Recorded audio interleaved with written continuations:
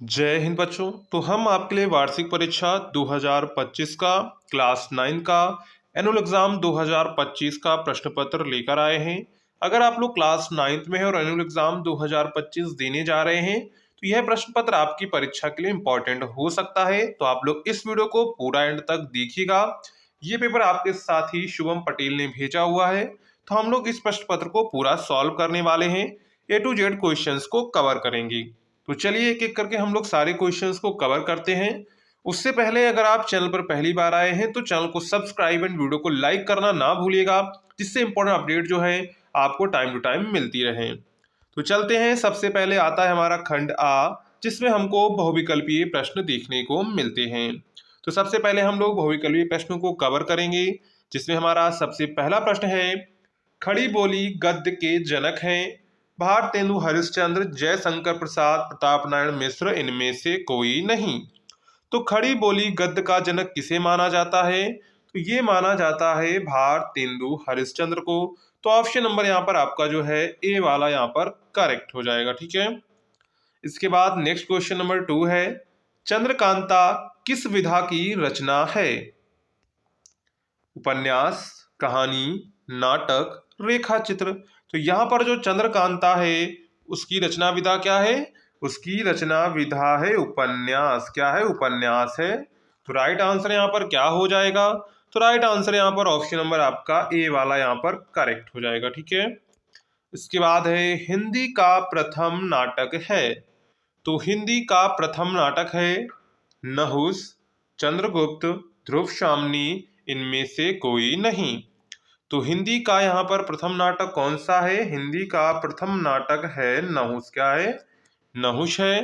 तो option number यहाँ पर आपका जो है ए वाला यहाँ पर करेक्ट हो जाएगा, नहुस। इसके बाद नेक्स्ट क्वेश्चन है, द्विवेदी युग का महाकाव्य नहीं है। तो द्विवेदी युग का महाकाव्य नहीं है प्रिय प्रवास, साकेत, कामायनी, द्वापर। तो यहाँ पर जो द्विवेदी युग का महाकाव्य नहीं है वो है कामायनी। कामायनी किसका है? ये तो जयशंकर प्रसाद जी का है, जो कि छायावादी युग का है। तो ऑप्शन यहाँ पर आपका जो है सी वाला यहाँ पर करेक्ट हो जाएगा। ठीक है। इसके बाद है, कन्यादान निबंध के लेखक हैं। ऑप्शंस आपको दिए गए थे, मोहन राकेश, भारतेंदु हरिश्चंद्र, रामवृक्ष बेनीपुरी, सरदार पूर्ण सिंह। तो यहाँ पर कन्यादान के लेखक कौन हो जाएंगे? तो कन्यादान के लेखक हो जाएंगे सरदार पूर्ण सिंह। देखिए, अगर आपको इसकी पीडीएफ डाउनलोड करनी है तो सिंपली आपको गूगल पर जाना है, वहां पर लिखना है class 9th Hindi yearly question paper और बाद में लिख देना है हिंदुस्तान नॉलेज। तो आपको वहां पर उसकी पीडीएफ मिल जाएगी। इसके बाद नेक्स्ट क्वेश्चन है, किस काल को हिंदी काव्य का स्वर्ण युग कहा जाता है? भक्ति काल को, रीति काल को, आदिकाल को, आधुनिक काल को। तो यहाँ पर किस काल को हिंदी काव्य का स्वर्ण युग कहा जाता है? तो भक्ति काल को कहा जाता है। तो ऑप्शन यहाँ पर आपका जो है ए वाला यहाँ पर करेक्ट हो जाएगा। ठीक है। इसके बाद नेक्स्ट है, निम्न में से कौन छायावादी कवि है? ऑप्शंस दिए गए थे, जयशंकर प्रसाद, महादेवी वर्मा, सूर्यकांत पाटिल निराला, इनमें से सभी। तो यहाँ पर जो है छायावादी, जयशंकर प्रसाद भी छायावादी काव्य के हैं और जो है महादेव वर्मा भी छायावादी युग की हैं और सूर्यकांत त्रिपाठी निराला भी जो है छायावादी युग के हैं। तो ऑप्शन यहाँ पर क्या करेक्ट हो जाएगा? तो ऑप्शन यहाँ पर आपका जो है डी वाला करेक्ट हो जाएगा। ठीक है। इसके बाद है, हिंदी का प्रथम महाकाव्य है। तो हिंदी का प्रथम महाकाव्य है। ऑप्शंस दिए गए थे, खुमान रासो, बीसल देव रासो, पृथ्वीराज रासो, परमाल रासो। तो यहाँ पर जो हिंदी का प्रथम महाकाव्य है वो है पृथ्वीराज रासो। ऑप्शन यहाँ पर आपका जो है सी वाला करेक्ट हो जाएगा। ठीक है। हिंदी साहित्य को आदिकाल के लिए सिद्ध सामंत काल नाम दिया राहुल संकृत्यायन ने, रामचंद्र शुक्ल ने, रामकुमार वर्मा ने, डॉक्टर नगेंद्र ने। तो हिंदी साहित्य को आदिकाल के लिए सिद्ध सामंत काल नाम किसने दिया था? तो ये नाम दिया था राहुल संकृत्यायन ने दिया था। किसने दिया था? राहुल संकृत्यायन ने दिया था। तो ऑप्शन यहाँ पर आपका जो है ए वाला यहाँ पर करेक्ट हो जाएगा। ठीक है। इसके बाद है, सहे वार पर वार अंत तक लड़ी वीर वालासी, इस पंक्ति में कौन सा रस है? तो यहाँ पर देखिए वीरता की बात की गई है, तो यहाँ पर कौन सा रस हो जाएगा? तो यहाँ पर वीर रस हो जाएगा। कौन सा रस हो जाएगा? वीर रस हो जाएगा। तो ऑप्शन नंबर यहाँ पर आपका जो है ए वाला करेक्ट हो जाएगा, वीर रस। इसके बाद है अम्य मूरि में चूरन चारु, समन सकल भव रुज परिवारु में छंद है। दोहा छंद है, चौपाई सोरठा रोला। तो यहाँ पर कौन सा छंद हो जाएगा? तो यहाँ पर छंद आपका हो जाएगा चौपाई छंद। कौन सा छंद हो जाएगा? चौपाई छंद हो जाएगा। तो ऑप्शन यहाँ पर आपका जो है बी वाला करेक्ट हो जाए, क्योंकि इनमें दोनों में 16-16 मात्राएं हैं। ठीक है। इसके बाद है चारुचंद्र की चंचल किरणें में कौन सा अलंकार है? ऑप्शंस दिए गए थे अनुप्रास अलंकार, रूपक अलंकार, यमक अलंकार, श्लेष अलंकार। तो यहाँ पर जो है चारुचंद्र की चंचल किरणों में कौन सा अलंकार हो जाएगा? अनुप्रास अलंकार हो जाएगा। कौन सा अलंकार हो जाएगा? अनुप्रास अलंकार। ठीक है। इसके बाद है सही वर्तनी का चयन कीजिए। तो सही वर्तनी का चयन कीजिए। संहार, संहार, समहार और संघार। तो यहाँ पर जो सही संघार लिखा हुआ है वो है ऑप्शन नंबर ए वाला संघार। ठीक है। इसके बाद है कृपा शब्द का तत्सम है। तो कृपा शब्द का तत्सम क्या है? कृपा। क्या हो जाएगा? कृपा हो जाएगा। ठीक है। इसके बाद है अथ का विलोम है। तो अथ का विलोम है बाद अंत इति शुरू। तो यहाँ पर अथ का विलोम क्या हो जाएगा? तो अथ का विलोम हो जाएगा इति। क्या हो जाएगा? इति हो जाएगा। इसके बाद है निम्न में से अमृत का पर्यायवाची नहीं है। पीयूष, सुधा, अहम, अम्य। तो यहाँ पर कौन पर्यायवाची नहीं है अमृत का? तो ऑप्शन सी वाला आपका करेक्ट हो जाएगा। ठीक है। इसके बाद है नवरत्न में समास है। तो नवरत्न में समास है, तो नवरत्न में यानी कि अंकों का प्रयोग होगा, तो यहाँ पर द्विक समास हो जाएगा। अगर डैश लगता है तो वहां पर द्वंद्व समास होता है। तो यहाँ पर राइट आंसर क्या हो जाएगा? तो राइट आंसर ऑप्शन नंबर आपका यहाँ पर ए वाला करेक्ट हो जाएगा। ठीक है। प्रत्युपकार में संधि है। तो प्रत्युपकार में संधि है यण संधि, वृद्धि संधि, अयाधि संधि, दीर्घ संधि।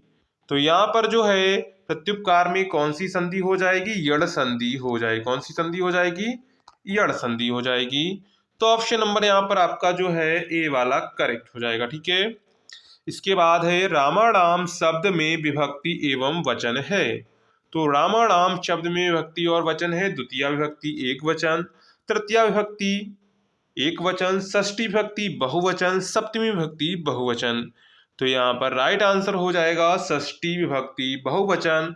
ऑप्शन यहाँ पर आपका जो है सी वाला करेक्ट हो जाएगा। ठीक है।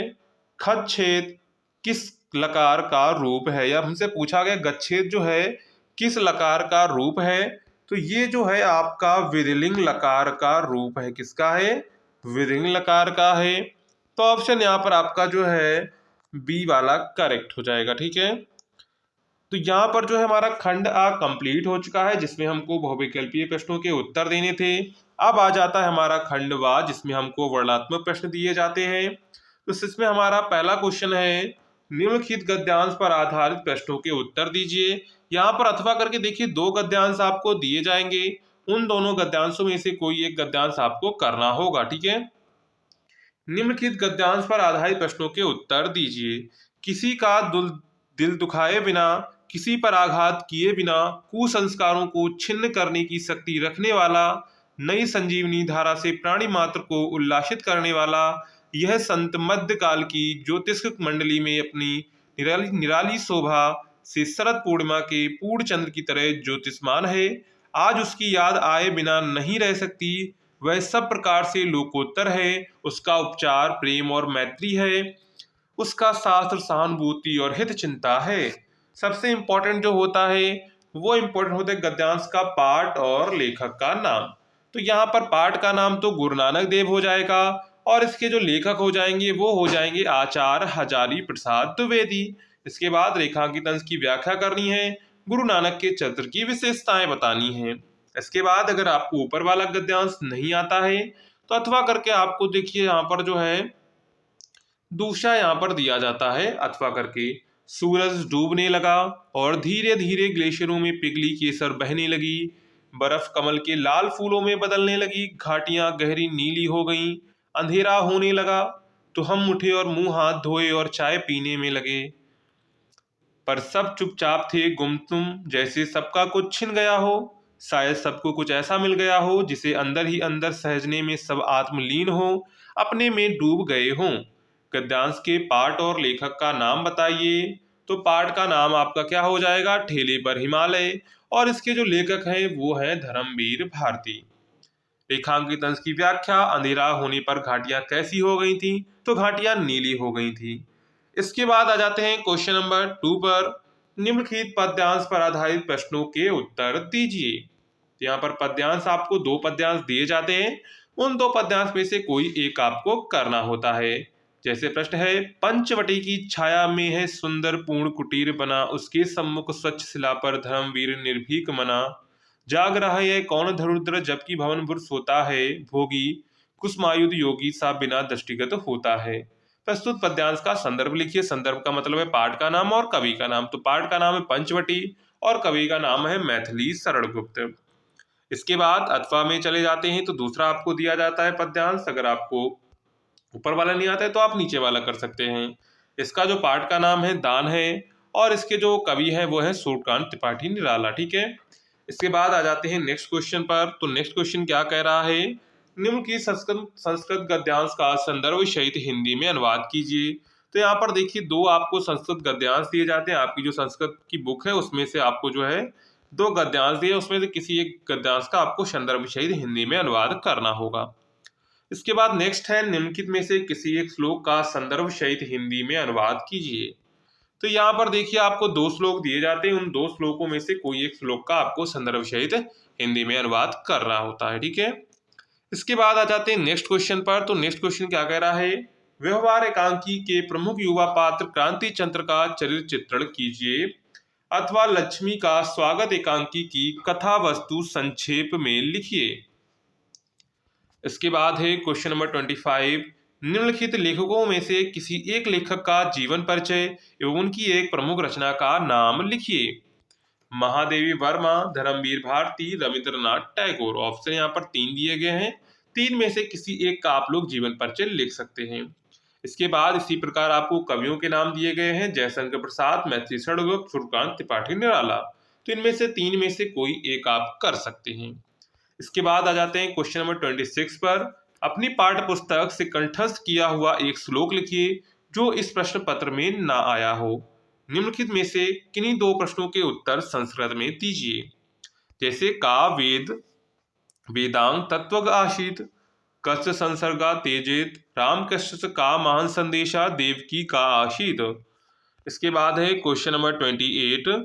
तो निम्नलिखित मुहावरों एवं लोकोक्तियों में से किसी एक का अर्थ बताते हुए वाक्य प्रयोग कीजिए। दुम दबाकर भागना मतलब कि डरकर भाग रहा, दंग रह जाना मतलब कि हैरान रह जाना, दांत खट्टे करना मतलब पराजित करना, फूंक फूंक कर कदम रखना मतलब कि सोच समझकर आगे बढ़ना। इसके बाद है क्वेश्चन नंबर 29। निम्नलिखित में से किन्हीं 2 वाक्यों का संस्कृत में अनुवाद कीजिए। मैं सत्य बोलूंगा, तुम क्यों रोते हो, मैंने कल सर्प देखा, विद्यालय के बगीचे में फूल हैं। इसके बाद है क्वेश्चन नंबर 30। अपने प्रधानाचार्य को आकस्मिक अवकाश हेतु एक प्रार्थना पत्र लिखिए। तो यहाँ पर जो है आपका पूरा क्लास 9 का एनुअल एग्जाम का क्वेश्चन पेपर हो जाता है। अगर आपने अभी तक टेलीग्राम, व्हाट्सएप ग्रुप, अगर आप इंस्टाग्राम वगैरह चलाते हैं तो आप हमारे प्रोफाइल को ज्वाइन कर सकते हैं, जिससे इंपॉर्टेंट अपडेट जो है आप लोग, कोई आपका डाउट है तो आप जो हमको डायरेक्ट डीएम कर सकते हैं। तो चलिए मिलते हैं नेक्स्ट वीडियो में, तब तक के लिए जय हिंद बच्चों।